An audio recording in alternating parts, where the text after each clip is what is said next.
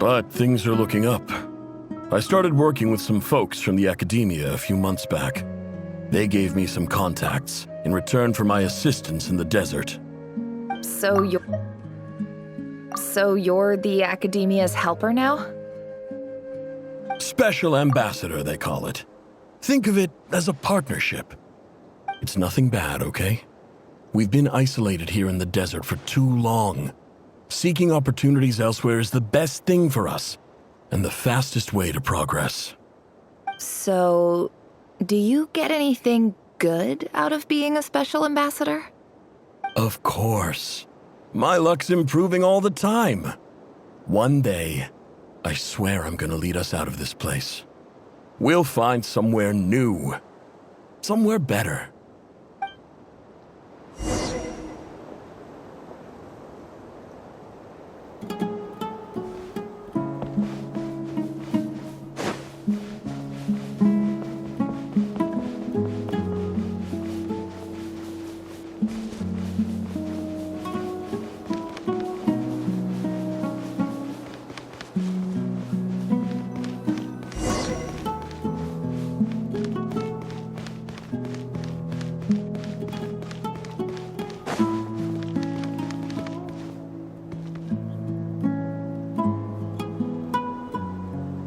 That's our well, and you know it.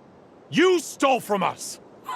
Well, you've gone from chief to thief, and now you have to face the consequences. Did you really think you could take our water without permission and get away with it? You're either brave, stupid, or both. And that Special Ambassador Act? Yeah, nice try! We spoke to the academia. They said it was all news to them. You're a liar and a cheat!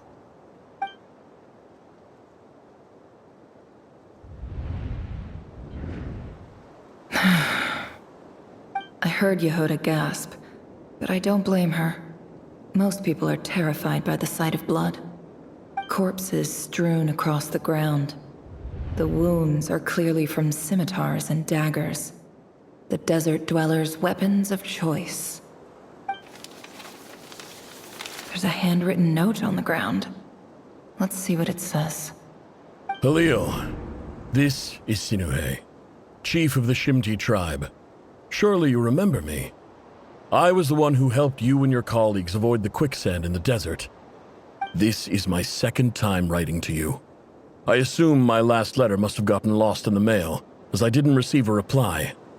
I hope this one makes it to you safely. I'm writing to you because I need some help. That sandstorm the other day completely blocked up our well, forcing me to look for another water source in Iab and Unut territory. It was a matter of survival. Praise the gods. The well of the Iab tribe was intact.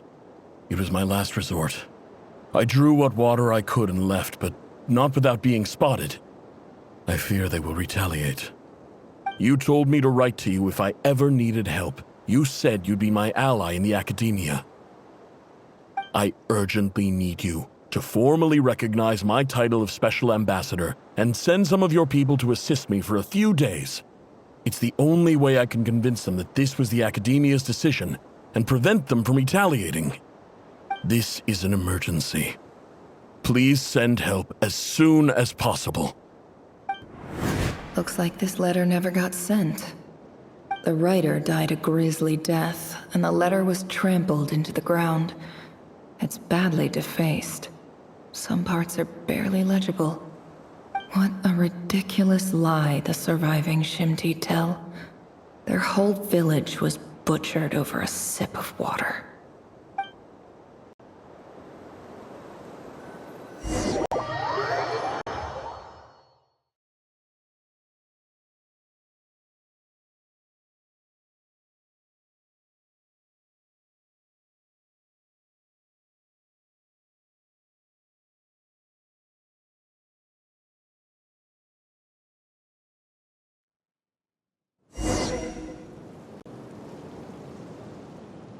Officer, welcome.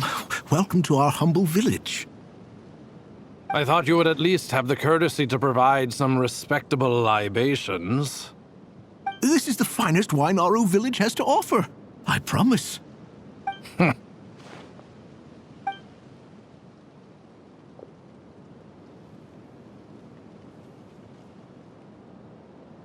The Academia has agreed to reserve a single space for a candidate from your village. But I remain skeptical of this entire endeavor. I highly doubt anyone in this desert possesses serious academic potential. Please, have faith. If not in us, then in our God. The child we found shows great promise. I beg you, take her away from this place. Give her a chance. Don't let her talent go to waste. I don't recognize her. New arrival? She showed up here a few days ago and we took her in. She's a really bright kid. Please help. I'm begging you. So, where are you from? Nowhere special. Just a sand dune. What about the rest of your family? How many of you are there? Just the one. It's only you? Correct. So, no brothers, no sisters, no mother or father? Any who have slept on a bed of sand, I call my brothers and my sisters. Apart from that, I have no family. All right. Get over here. Sign your name on the form.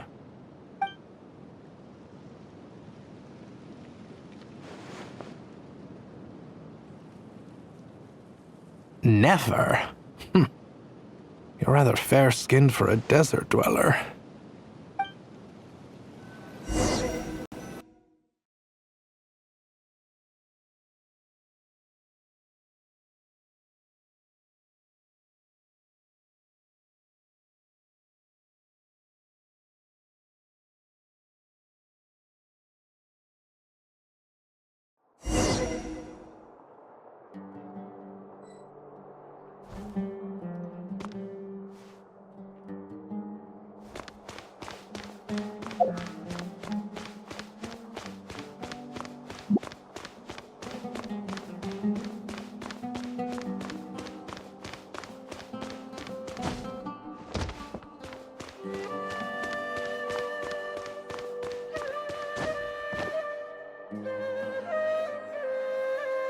Nefer, this term's assignments have been issued already.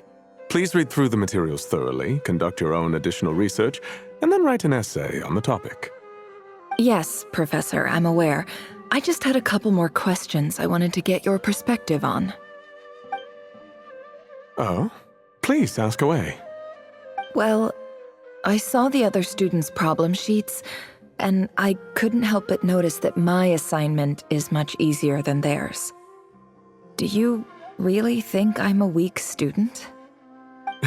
A weak student? Goodness, no. Quite the opposite. You have a sharp mind. Almost too sharp. I think what you're saying is, a weak student wouldn't have noticed the discrepancy. And if they did, they certainly wouldn't complain about the lighter workload. You see, sharp as they come. You see things the way they are. And I'm sure you know why they're like that. Because of where I come from. Because I'm different. I'm sorry, Nefer. I don't like it any more than you do. It's just... Anyway, you said you had a couple of questions. What's the other one? I wanted to check. If someone sent me a letter to the Academia, where do I go to collect it? Ah, your family wrote to you. As long as they put your name on the envelope, someone should hand it right to you. Not exactly. It's not even a recent letter. I was just curious where the mail would end up if no one collects it. The House of Dana, I expect. I know there's a box for unclaimed mail somewhere in there, probably sitting on a shelf. Whatever you're looking for, that'd be the place to start. Okay, got it. Thank you, Professor. Oh, don't mention it. Honestly, I feel like I failed you. I'm supposed to be your teacher, but I haven't taught you anything. Hey, don't say that. You're a great teacher, and you do your best for all your students. But the rules are the rules. You're not allowed to teach students like me. It's not just the Academia either. The whole world bends over backwards for the successful and leaves the losers to suffer and die. Oh, my dear child. Don't tell me you've given up on life already. I haven't. I just think that if you want to make it in this world, you have to find a way to become successful.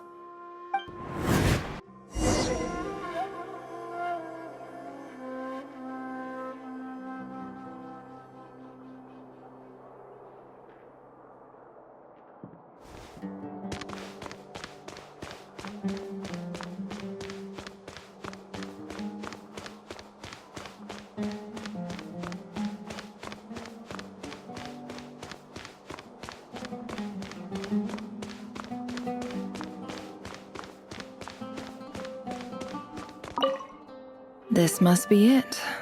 A big cardboard box full of unclaimed mail. And probably some letters that ended up here by mistake, too. Let's take a look.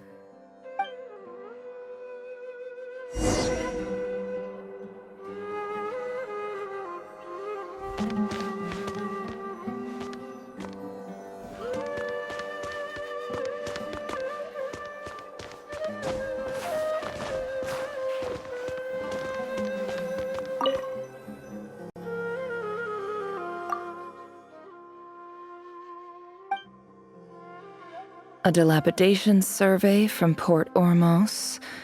Looks like it's from a Core of 30 representative. What a strange thought. A bunch of mercs losing sleep over rundown buildings. This one was never even opened. I guess the recipient didn't care what the Core of 30 had to say about anything. Who was it addressed to? I don't recognize the name, but it must have been a Kasharawar professor.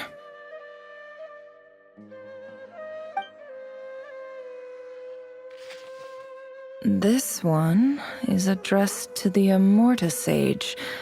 The title is Changes Observed in Satyavada Life Symptoms. Why do all these letters read like full-blown dissertations?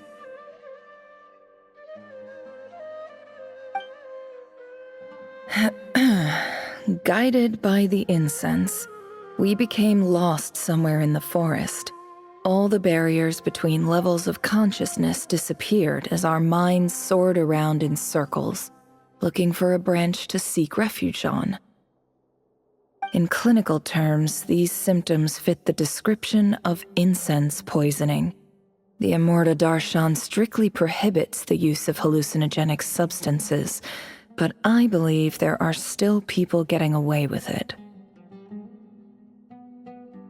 For example, my neighbor who always breaks out into song and dance after using incense. This seems like something the academia would want to know about. Why wasn't it collected?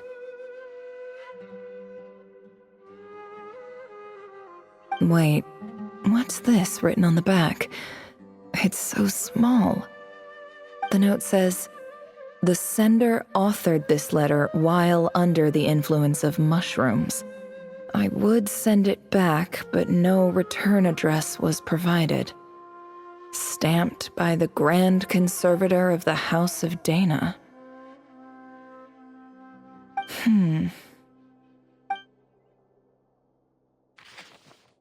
This next one is addressed to Grand Sage Azar. A few words of protest regarding recent changes in Sumeru's educational policy.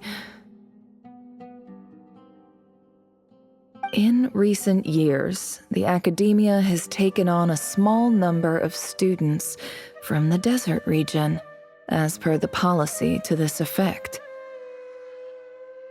However, it appears to me that these students have not, in fact, been provided with educational opportunities that are, in any meaningful sense, equal to those enjoyed by their peers.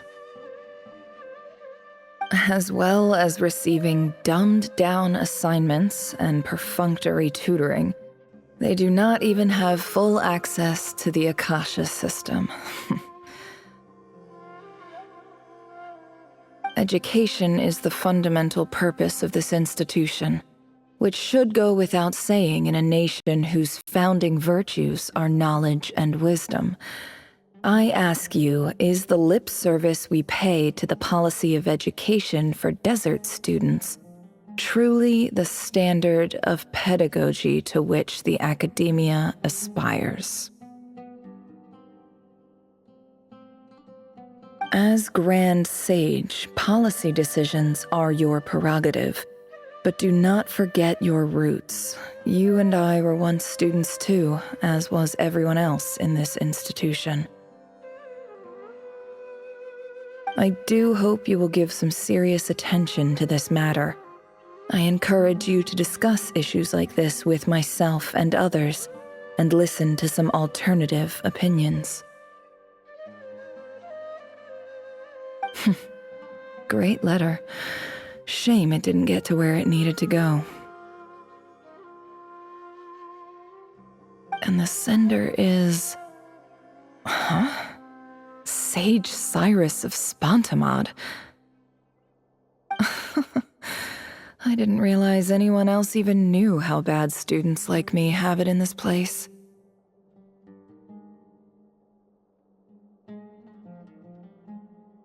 So this is where letters from the Sage of Spontamod end up? Nice one, Grand Sage. Really enlightened leadership. Whatever. This isn't what I came here for. Moving on.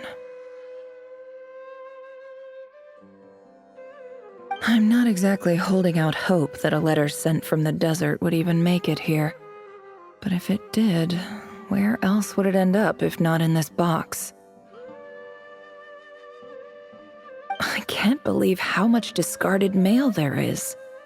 Must have been years since someone last went through it all. And this is just one box. The whole House of Dana is boxes on shelves.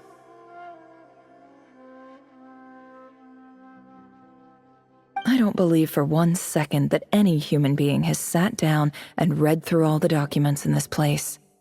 Who has that much free time on their hands?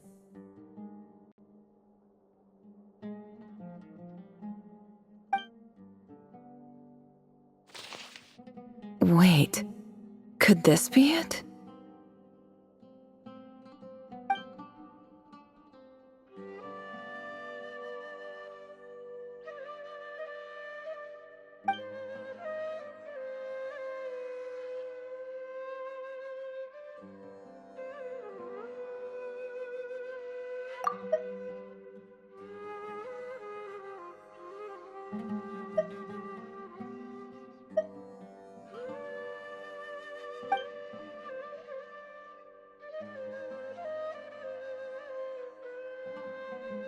Greetings, Halil. My name is Sinuhe, chief of the Shimti tribe. I was the one who came to you and your colleague's aid when you ran into trouble in the Great Red Sand. I don't know how well you remember it now, but I brought you to safety and gave you some water and other supplies. You seemed very pleased and told me your name. In my tribe, learning a person's true name is serious business, and I therefore see you all as friends. You were kind enough to leave your contact details, so we could stay in touch. The Shimti tribe lives a harsh, nomadic existence in the desert. You were sympathetic towards my plight, promising to make me a special ambassador of the academia and help us find a way to make a better living. This brings me to my reason for writing. Our tribe has fallen on particularly hard times, and I would like to ask for your assistance. There was a terrible sandstorm a few days ago, which blocked up the well in our land. To ensure my people's survival, I had no choice but to venture into Iyab and Unut territory in search of an alternate water source. The Eob and Unut are descended from the Thamudians, while we trace our ancestry to Tulatula. We worship the Lord of Flowers and have had relatively good relations with our fellow tribes up until now. I found a well belonging to the Eob tribe. They declined to help us, but I really had no other option, so I took some water to keep me and my tribe alive. My actions are certain to incur their wrath.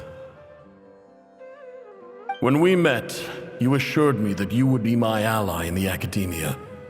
I would like to take you up on that offer, because I really need your help. I wonder if you could send an academia representative to meet with me. That aside, the last time you were here, you mentioned that the academia had started accepting students from the desert, and I told you a little about my daughter, Nefer. We have next to no resources here in the desert, and my power and influence are limited. Would you consider enrolling my daughter at the academia? She is a smart girl. I know she won't disappoint you. From the outset, the academia never took you seriously. Those things they promised were just empty words. I doubt they even remember the name Sinuhe. And you were so emphatic that your luck had finally changed for the better.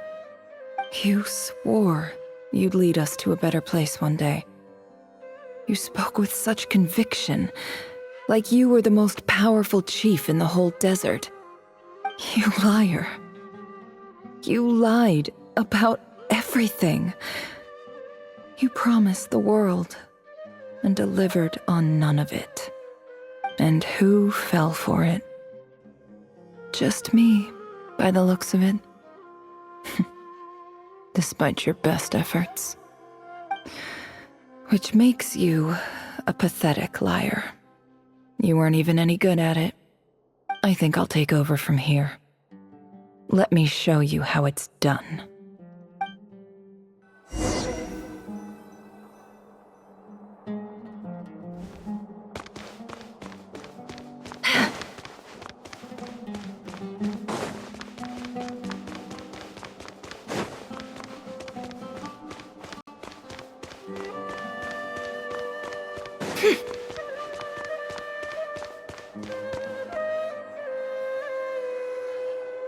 I just came to say goodbye. Thanks for everything you've done for me in my time here. Nefer? You packed your bags. Where are you going? I'm quitting. Something's come up in my hometown. Gonna head back and deal with it. Huh? But this was a hard-won opportunity for you. You know that better than I do. It was, but it doesn't matter. I have more important things to deal with and they can't wait. Oh, and I didn't want to overfill my bags, so I left some incense on your desk.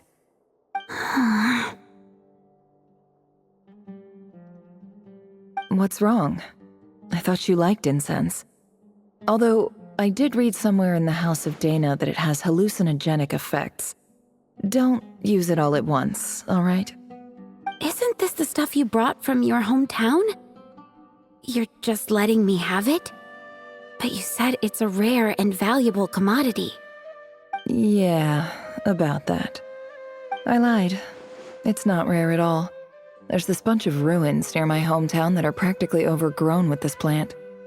It's not worth much. Keep it, it's fine. But Nefer... All right, that's all from me. You take care.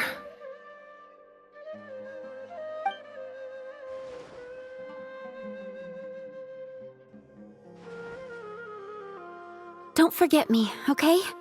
I mean, we're more than just classmates, right? We're friends. Yeah, I'll remember you. I lied again. That incense is worth a fortune, and it's a rare find even in those ruins. And as for remembering her, I have far too much to do when I get back. No time to reminisce. I'll be lucky if I even make it through this alive. But either way, I expect I'll forget you pretty quickly.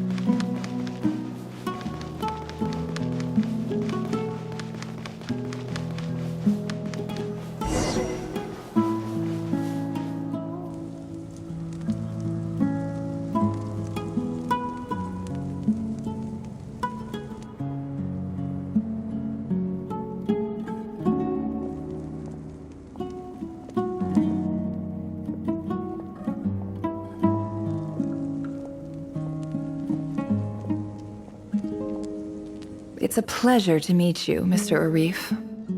So, what does the Academia want? Since they've sent their special ambassador, I assume there's a big business deal to be made. If not, I'd be very disappointed. Please, sir, lower your blade.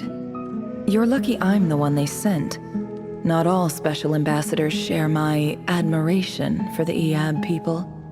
The ever-shifting balance of power in the desert reduced the once great civilizations of this region to rubble and sand. But the story of the Eab has a very different trajectory. Others grew weak, but you grew strong, beginning in obscurity and moving to prosperity. You're the only ones who defied the trend. Huh. So, you do know who you're dealing with? This well is the perfect symbol of your strength, is it not? It used to belong to the Unut, but it looks like you have control over it now. You're not wrong. But I'm sure you didn't come all this way just to flatter us. Of course not. I came to bring you some very good news. Some information that recently came to light, which might just be your ticket to freedom. Records uncovered by the Vahumana Darshan show that a certain well currently under Eab control is built on top of some ancient ruins. These ruins are of great archaeological interest to the Academia. I checked the map carefully on my way over here, and I'm confident that this is the well in question.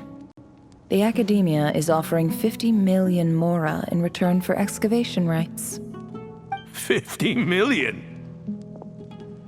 No, wait. If these ruins are as important as you say, 50 million's a little low, don't you think? Don't get greedy, Eab. We know far more than you think. We know that you seized this well by force.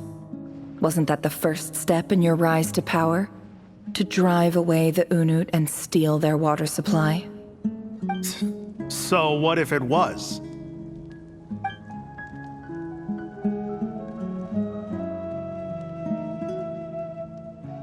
Don't worry. As unscrupulous as it was, it's something we're willing to overlook. The Academia is only interested in dealing with the de facto power holders in the region. I hope I am making myself clear. And I hope your words are the truth.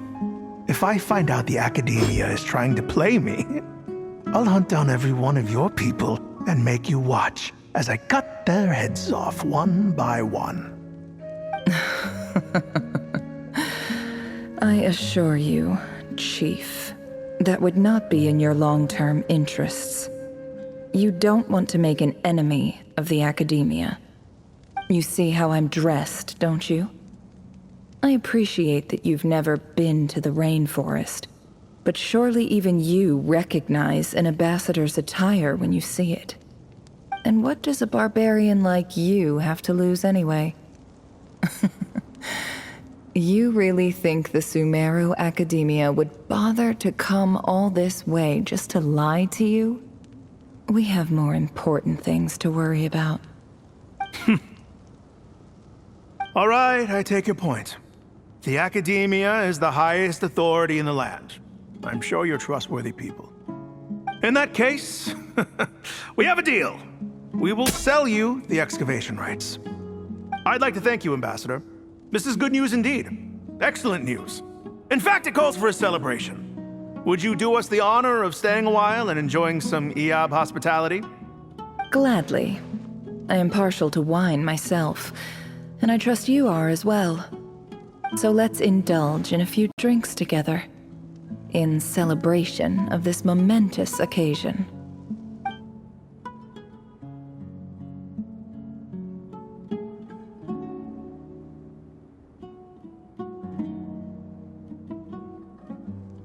Chief! Chief, it's an emergency! It's the Unut. They've taken the well. What? Well, don't just stand there. Take it back. Yes, Chief.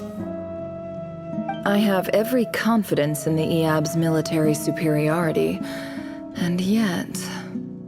What is it? The Unut's response was alarmingly fast. The day after we reach a deal, they seize the well. This can't be a coincidence. Perhaps there is a traitor in your midst.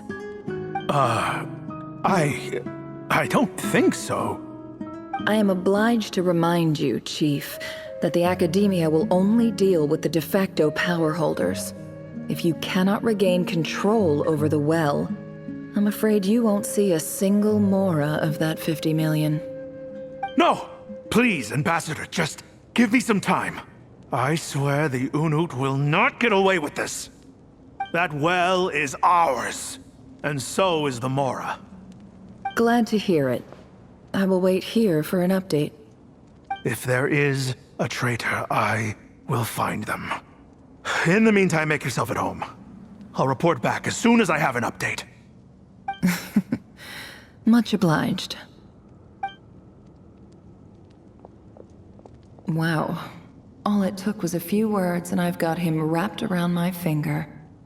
What an amazing feeling. So, in summary, Ambassador, the Academia would rather negotiate with our tribe instead of the Eab, yes? The Eab are ruthless murderers who don't listen to reason. And now they have the gall to interfere in our research projects in the desert region. So let me ask you, Chief, if you were the Academia, what would you do? Kill them all, of course. Precisely. The Academia does not tolerate those who stand in our way. The Eab have held back our academic pursuits for too long, and our patience is wearing thin. At the same time, there is simply no way that the Academia can be seen to be intervening in desert affairs. I'm sure you understand where I'm coming from. We have our own rules out here. If the rainforest dwellers raised arms against a desert tribe, you'd start a bloody war. Right. We can't confront them ourselves, but we can support their enemies. The Unut have always had strained relations with the Eab, which makes you our natural allies. Natural allies? Weren't the Eab your allies once? You were quick to send them after us to protect your interests back when we stole that water. And now look at you. You're at each other's throats. Let me be clear. The Academia wishes to collaborate with the legally recognized rulers of the desert in this matter. We are asking for excavation rights to that well, and our offer is 50 million mora. Say no more. I believe we have an understanding. Good. Then I suggest you get to work. Get us access to that well, and the mora's yours. You see, Dad? Lying is easy when you know how. People will believe anything.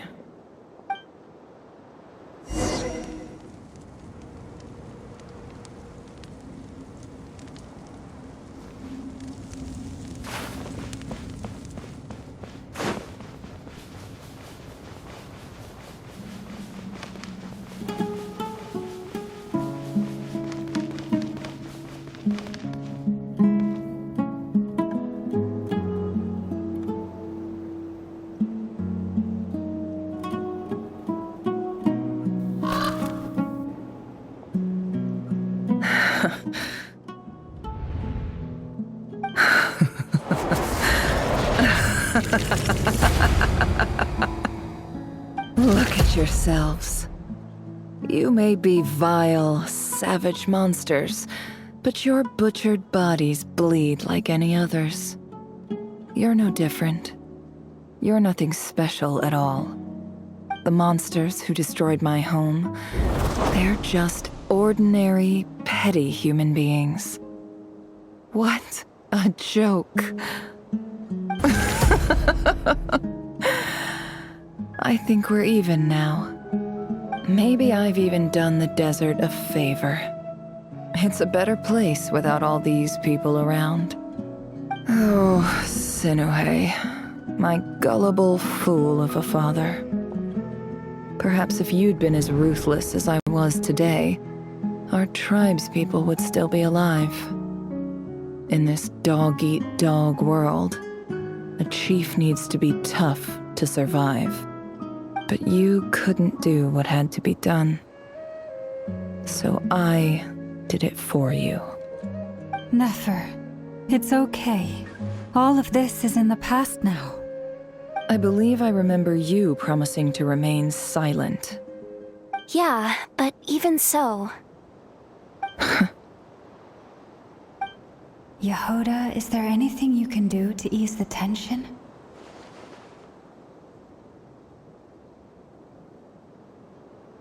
Alright, time for a sharp turn onto a completely different topic. So, anyway, that's enough of that. When are we getting out of this place? Feels like we've been walking forever. I'm getting pretty tired. Oh, Alma, you tired? Yes, if we can find somewhere to sit down, I could certainly do with a rest. It's not far now. There should be a temple just up ahead.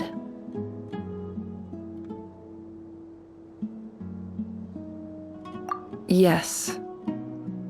Really? A temple? That's where this story ends? I guess that's how things go in the desert. Desert dwellers can never escape their destiny. Or so everyone says. I never wanted to believe it, but looking back now, I'm as desert as they come. You mentioned a temple. What's waiting for us there? My biggest trade secret of all. Ah. Then I'm guessing it's where you got your power from. The power to peer into other people's minds. I didn't know you were clued up on any other religions. I'm no expert in the history of Sumeru, but since you come from the desert, I would imagine it has something to do with King Deshret.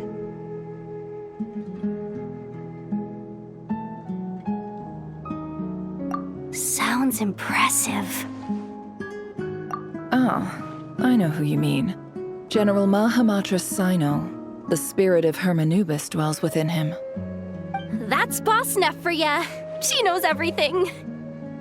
Sino's hardly a figure of obscurity, but I know about Sethos too. What about him? Is he a big deal or something? Well, he's not a small deal, let's put it that way. Please, this is the bare-bone basics. Save the flattery. Thanks for your patience, everyone. I'm sure it's been a lot to take in. With any luck, that's our exit just up ahead.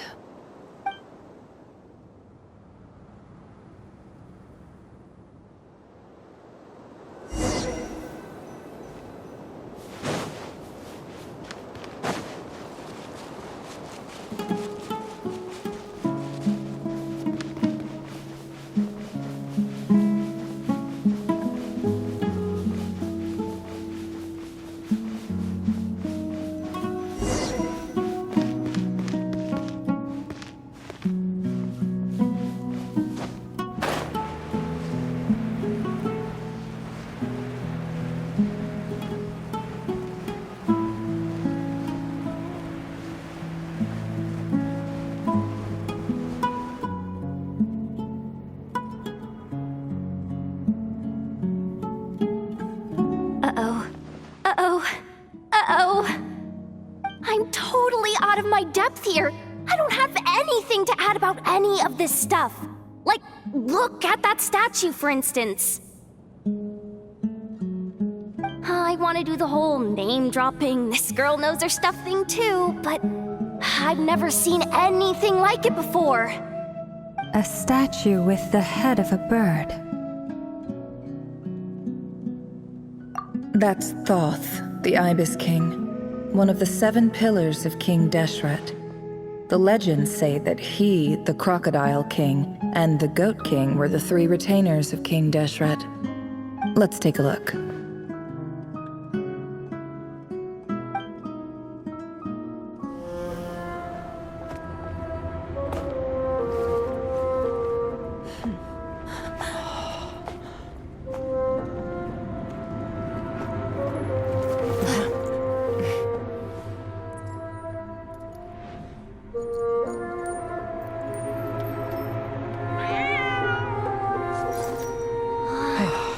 It's just Ashru.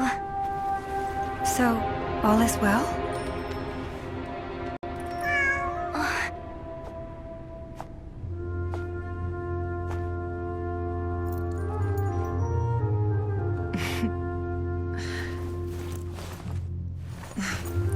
Typically speaking, at this point, the world disintegrates. Then we find ourselves back in the outside world. Besides, these are my memories. There's nothing to fear. You're sure? Of course. It's almost over.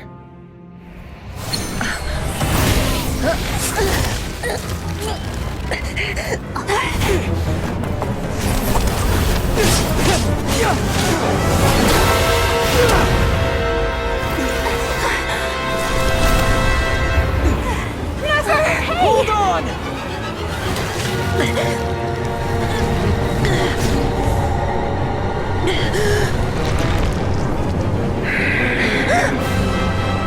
Knowing too much is always a death sentence.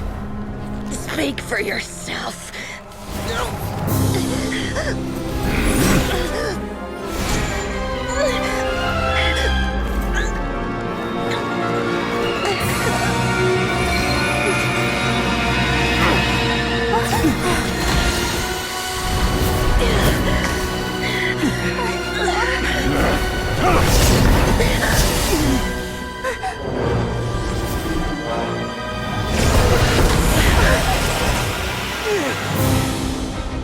How repulsive.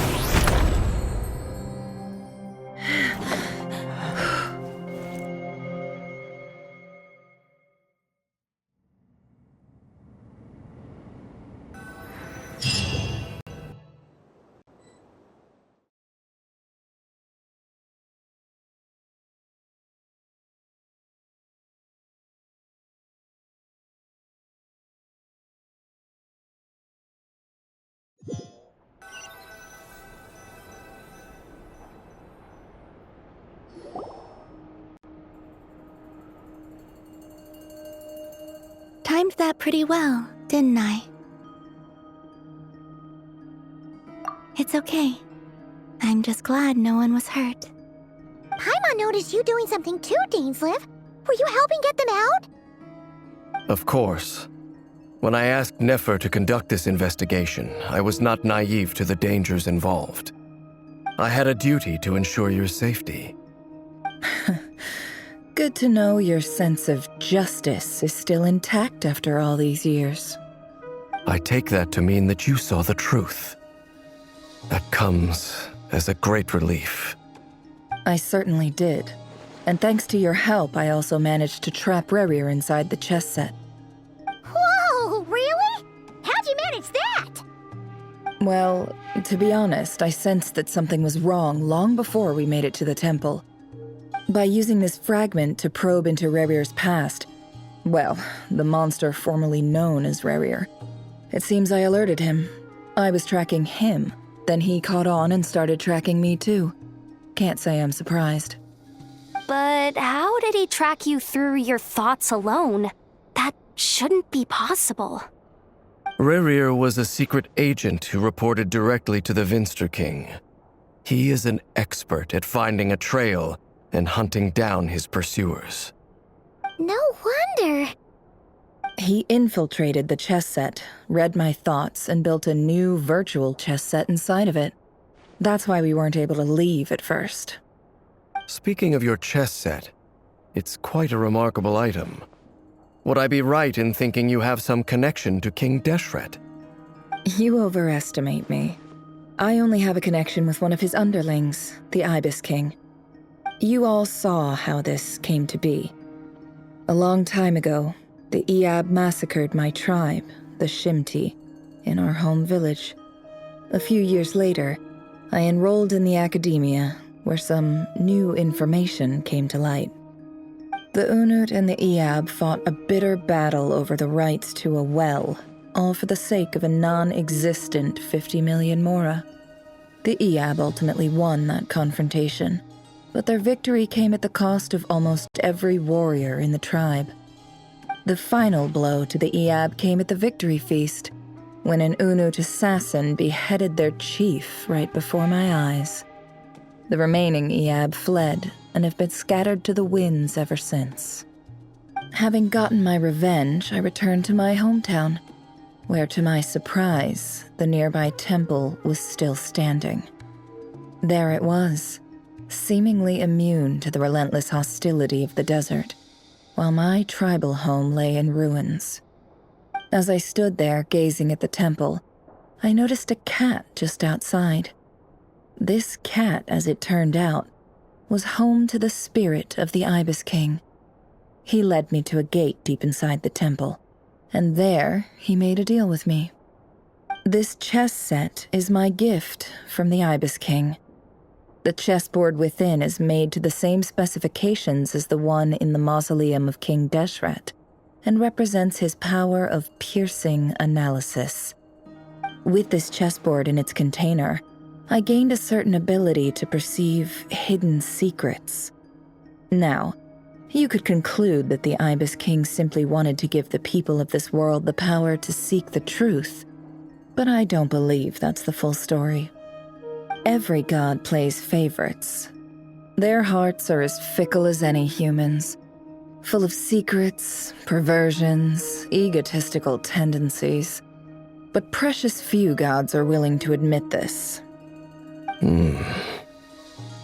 It is the same with all powerful forces, including fate itself. Their gaze falls preferentially upon a select few. As you rightly point out, this is an act of favoritism. If you're alluding to the Abyss, then yes, I agree. Gather the others. It's time to share everything I've learned.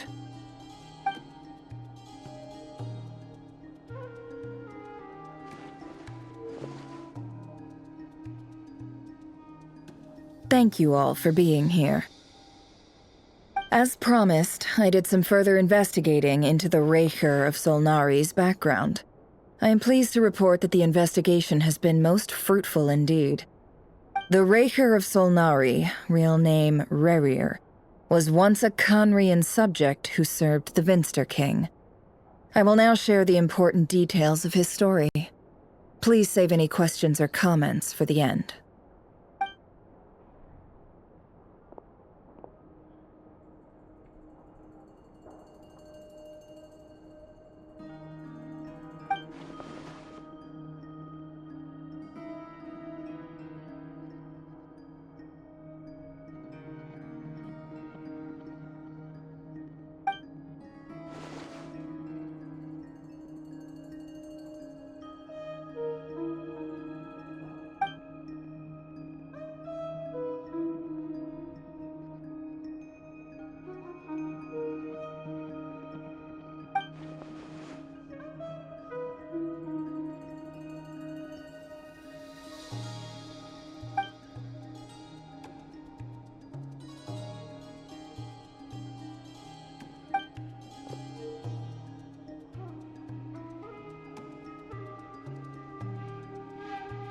So that's why he's so obsessed with the moon. A tragic tale, to be sure. But it does not excuse his many transgressions. No matter how much Rerir suffered in the past, the fact remains that he is what we know today as the Wild Hunt, wreaking havoc upon innocent lives in Notcry. He becomes more dangerous with each passing day. If left unchecked, it is simply a matter of time before all of Tevat suffers the consequences. This is a threat that the Knights of Favonius cannot ignore. A question for Miss Columbina. Forgive me if this is presumptuous, but have you ever seen the spatial gateway that appeared in Rerir's memory? Never. But I have heard stories of something called the Moon Gate, and this seems to fit the description. Miss Lauma, any thoughts on this? In the lore of the Frost Moon Scions, the moon is believed to hold many secrets. Some sources speak of ancient knowledge, others of a gateway to the unknown. The term Moon Gate is one I have heard before, but as is the case with all of our legends, there are no records of any first-hand witnesses. We cannot know whether it truly exists. Then back to Miss Columbina. As a moon goddess yourself, do you have some idea of where the Moon Gate leads to? Not at this stage, sorry. I do hold the power of the Frost Moon, and my strength is recovering well. I can sense that the gate would open at my command, but... But there's more to the power of the Frost Moon than that? Yes. A moon goddess has the right to open the Moon Gate, since it is a path to the moon. But as never mentioned, holding open a spatial gateway takes a huge amount of power. And right now, I need to conserve my energy to fight the Rahier of Solnari. I'm afraid this is one mystery we may have to leave unsolved for now. I agree. Better to save your strength. But if you'll humor me for a moment, I have a bold conjecture of my own regarding the world beyond the gateway. I highly suspect that neither Tholindis nor Rerir made it through unscathed. The evidence pointing to this is the fact that the Rahier of Solnari exists in the form of countless fragments. With the abyssal power he wields, no ordinary foe can touch him, let alone tear him to shreds. And yet, the Wild Hunt proliferates wherever his scattered fragments lie, drawing hordes of monsters to many different locations across the land. So your theory is that Rerir was physically torn to shreds by some powerful force? Hence, why the Wild Hunt is a distributed phenomenon, rather than a unified one? Makes sense to me. Explains why the Wild Hunt is so pervasive, and why he's been trying to piece himself back together. He was whole to begin with, and he wants to be whole again. Without the power of the Abyss on his side, he almost certainly would have perished the moment he was torn apart. But the Abyss, much like a curse, has kept him alive. I could not agree more. The power of the Abyss is most surely a curse. It is a compelling explanation, and one that accords with my present understanding of Abyss creatures. Whether the life form in question is primitive or advanced, if a curse has extended its lifespan unnaturally, it will continue to survive in spite of everything. This raises some interesting questions. I will run some experiments and see if there is any validity to my suspicions. That being said, regardless of whether my research bears fruit, I would like to thank Miss Nefer for conducting such a thorough investigation. Already, it has greatly enriched my understanding of the entity we face. My pleasure, Mr. Albedo. I too hope that the information I have shared today proves useful as we look to formulate the next stage of our plan. Hey! What is it, Dainsleif? You look really upset! It's just... when I think of the man I once knew as Rerir, I struggle to understand why things had to turn out like this. The two of you used to be friends, didn't you? I don't know if these words will bring any comfort, but my heart goes out to you. Mine too. We can never know all the hows and whys of the way things are. The moon and stars are full of untold secrets and lies, and the skies are host to many more mysteries than these alone. Yet, none of that can begin to compare with the complexity of human life. Those are the first comforting words I've heard in a long time. Thank you both. Well, I think this is a good place to end today's meeting. I'm sure Nefer needs some time to recover. She's been through an awful lot today. That's very thoughtful of you, Lama. Of course. Sounds good to me. Take some time to rest and digest before we reconvene to nail down a plan.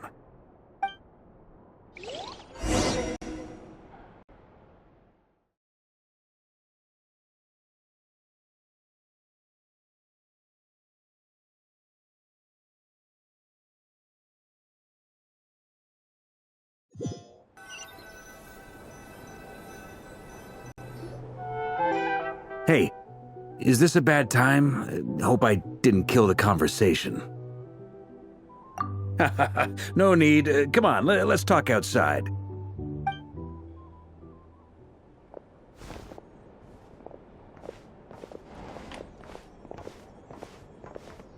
Anyway, Nefer went back to the curatorium to get some rest. But before she left, she shared some things with me that I thought you should be aware of. Firstly, although she managed to trap the Raker of Solnari inside her chess set, there's no guarantee that the power of the Ibis King is any match for one of the 5 sinners. Their powers are beyond our comprehension. It's only a matter of time before he finds a way to break out. We have to come up with a plan and take care of him before that happens.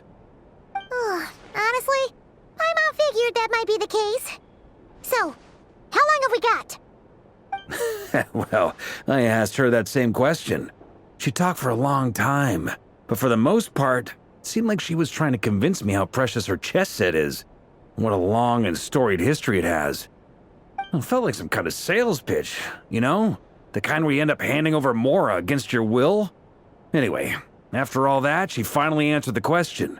2 days, at most. 2 days? Holy moly! Can we even recruit enough help in that time? That remains to be seen. Which brings me to the second issue.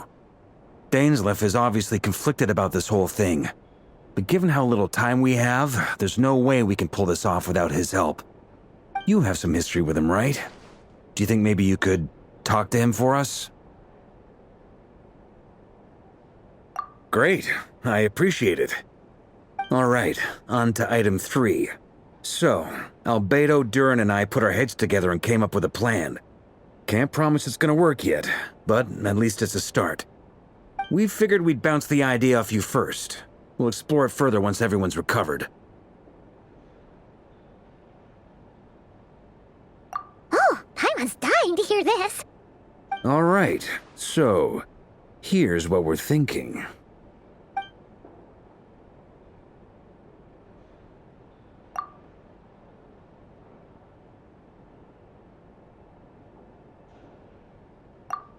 We felt a little uneasy about roping you into this. I mean, firstly, you're not locals, and secondly, none of us are your boss. You're well within your rights to refuse if you so choose.